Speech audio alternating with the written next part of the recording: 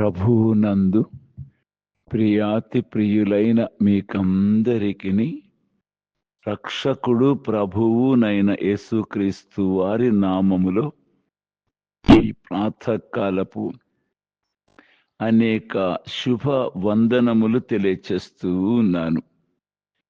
సర్వశక్తులకు దేవుని ఆశీర్వాదములు మీకును మీ ఇంటి వారికిని కలిగిన సమస్తమునకును ధారాళముగా అనుగ్రహింపబడి ఆనంద సంతోషములతో ఆయనను సేవించున్నట్లు ప్రభువు మిమ్మును సిద్ధపరచునుగాక.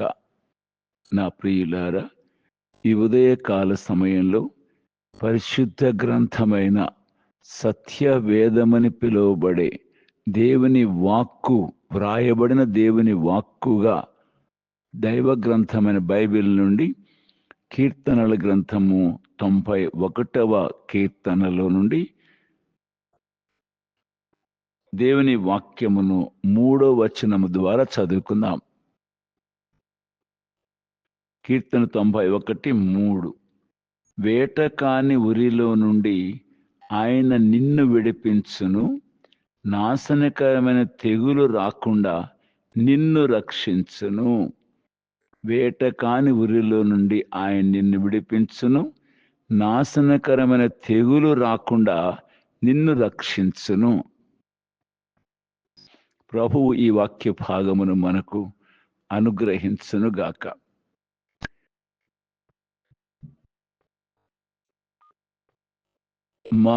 మ్యాక్ డొనాల్డ్ అనేటువంటి ఒక దైవజనుడు ఇలా అంటాడు: ఒక చిన్న బిడ్డ తన గొంతు చుట్టూ తేమ లేక తెమడ బాగా చేరిపోయి ఊపిరి ఆడక కొట్టుమిట్టులాడుతూ ఉన్నప్పుడు అతని తల్లి ఆ బిడ్డ యొక్క చివరి శ్వాసను చూడకుండానట్లు వెనుదిరిగి ఏడుస్తోందిట. ఊపిరి అందక కొట్టుమిట్టులాడుతున్న తన బిడ్డను చివరి శ్వాస చూడలేక అటు తిరిగి ఏడుస్తోందిట. అదే సమయంలో తలుపు తట్టిన శబ్దమై తలుపు తెరుచుకొని ఆమె యొక్క బ్రదర్ ఇన్ లా, బావమరిది లోపలికి వచ్చాడట. మరిది లోపలికి వచ్చాడు. వచ్చి, వదిన, నీ బిడ్డ చనిపోడు, నీ బిడ్డ యుక్త కాలంలో రక్షణ పొంది దేవుని సేవ చేస్తాడు అని చెప్పాడట. అప్పుడు ఈమె, ఎలా చెప్పగలుగుతున్నావు నీవిది అని అడిగితే, నేను చలి కాచుకుంటూ ఉండగా 91వ కీర్తనను ప్రభు నా మనస్సులోకి తెచ్చాడు. ఈ 91వ కీర్తన చివరి 3 వచనాలలో, అతడు నన్ను ప్రేమించుచున్నాడు కనుక నేను అతనిని తప్పించెదను, అతడు నా నామము నెరిగినవాడు కనుక నేను అతన్ని ఘనపరచెదను, అతడు నాకు మొర్ర పెట్టగా నేను అతనికి ఉత్తరమిచ్చెదను, శ్రమలో నేను అతనికి తోడై ఉండేదను, అతన్ని విడిపించి అతని గొప్ప చేసేదను, దీర్ఘాయువు చేత అతను తృప్తిపరచెదను, నా రక్షణ అతనికి చూపించెదను అని ప్రభు నాతో మాట్లాడారు. దీర్ఘాయువు చేత అతను తృప్తిపరచెదను, నా రక్షణ అతనికి చూపించెదను అంటున్నారు. నీ బిడ్డ చనిపోడు అని ఈ 91వ కీర్తన ఎత్తి చెప్పగా ఆ బిడ్డ నిజముగా బ్రతికాడు. ఆ బిడ్డే ఈ మ్యాక్ డొనాల్డ్ అనేటువంటి దైవజనుడు. ఇది నా కథే, ఇది నా జీవితమే అని 91వ కీర్తన గురించి చెప్తాడు.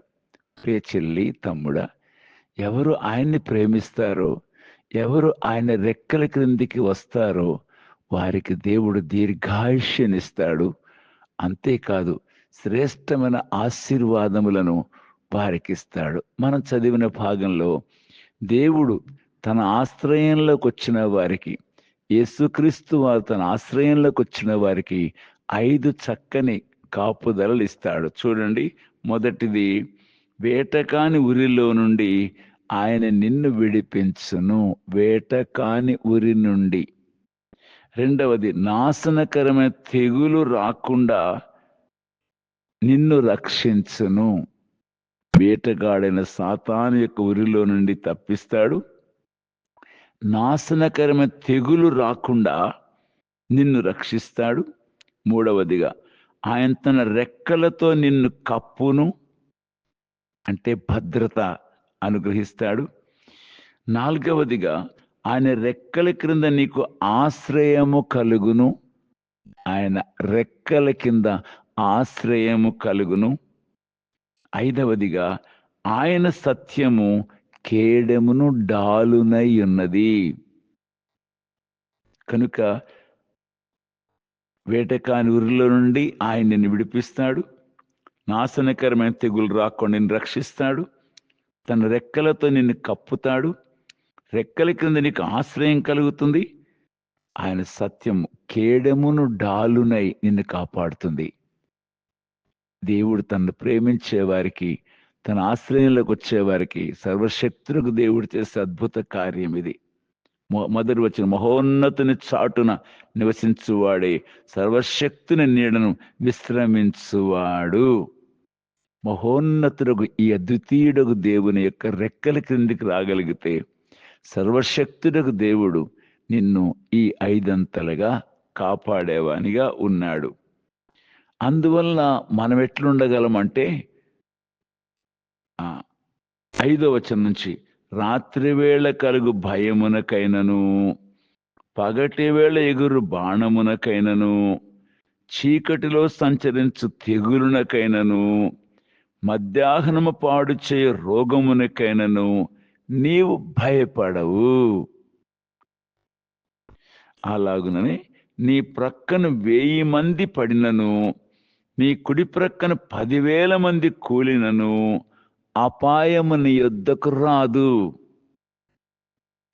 ఆరవదిగా, నీవు కన్నులారా చూచుచుండగా భక్తిహీనులకు ప్రతిఫలము కలుగును. భక్తిహీనులకు నీ కన్నులారా చూస్తావు, భక్తిహీనుల ప్రతిఫలం కలగటం. కనుక 6 అద్భుతమైనటువంటి ఆనందకర విషయాలు మనం అనుభవించగలం. దేవుడు మనకు 5 చేస్తారు, 6 యందు మనం ఆనందించగలం. అసలు ఈ కీర్తన 91లోనే 23 వాగ్దానాలు ఉన్నాయి. 15 ఆశీర్వాదములు పొందేందుకున్న షరతులు కూడా ఉన్నాయి. అద్భుతమైన మోషే రచించిన ఈ కీర్తన అద్భుతమైంది. 23 ఆశీర్వాదములు ఉన్నాయి, 23 వాగ్దానములు ఉన్నాయి, 15 షరతులు, ఆశీర్వాద పొందేందుకు షరతులు 15 ఉన్నాయి. ఇంత మంచి కీర్తన 91. మీరు కూడా దైవ గ్రంథాన్ని చదివి 91వ కీర్తన పలుమార్లు ధ్యానం చేస్తే మీకే భయము ఉండదు. అంతేకాదు, నీ భక్తిహీనులకు ప్రతిఫలం కలగడం కూడా కన్నులారా చూస్తావు అంటున్నాడు. కానీ ఉదయ కాలంలో ఈ కీర్తన ఎంత అద్భుతమైన కీర్తన. ఈ కీర్తనను ధ్యానించి మనం ఎంతగానో ఆనందించవచ్చు. కనుక ఈ కీర్తనలో మనం చూస్తున్నాం, వేటకాని ఉరిలో నుండి ఆయన నిన్ను విడిపించును, నాశనకరమైన తెగులు రాకుండా నిన్ను రక్షించును. కనుక వేటకాడైన సాతాను ఎవరిని వేటాడుదునా అని తిరుగుతూ ఉన్నాడు.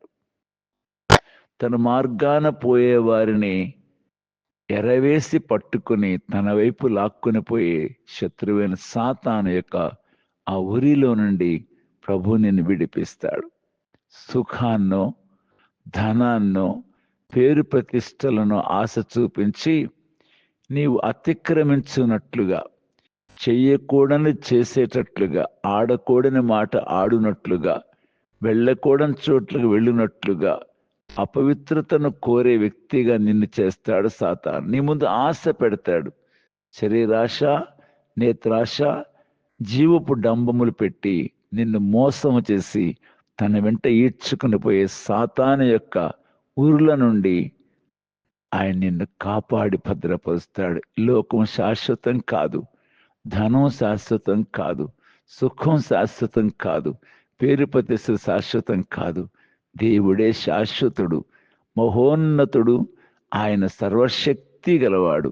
ఆయనను ఆశ్రయిస్తే ప్రియులారా, ఈ లోకంలో వాటన్నిటినీ కూడా ఇవ్వటమే కాదు, ఆయన పరలోకముందున శ్రేష్టమైన వాటిని కూడా ఆయన దయచేసి పెట్టేవానికి ఉన్నాడు. రెండవ పేతురు పత్రికలో 2-3 వచనాలు, మొదటి అధ్యాయం 2-3 వచనాలలో మనల్ని పిలిచిన వాని గుర్చిన అనుభవ జ్ఞాన మూలముగా ఆయన దైవశక్తి జీవమునకును భక్తికిని కావలసిన వాటి అన్నిటినీ మనకు దయచేస్తున్నందున, జీవమునకును భక్తికిని కావలసిన వాటి అన్నిటినీ, ఈ లోకంలో జీవించుటకును భక్తి కలిగి దేవునితో యుగయుగాలు ఉండేందుకును కావలసినవన్నీ కూడా ఆయన అనుగ్రహిస్తాడు. చెల్లి, తమ్ముడా, ఆయన చేతులు చాపి పిలుస్తున్నాడు. నా రెక్కల కిందికి రమ్మని పిలుస్తున్నాడు. 23వ అధ్యాయము మత్తయి సువార్తలు అంటాడు, కోడి తన పిల్లలను తన రెక్కల కింద చేర్చుకున్నట్లుగా నేను మిమ్మల్ని చేర్చుకొని కోరాను, కానీ మీరు రానొల్లకపోతిరి అంటారు.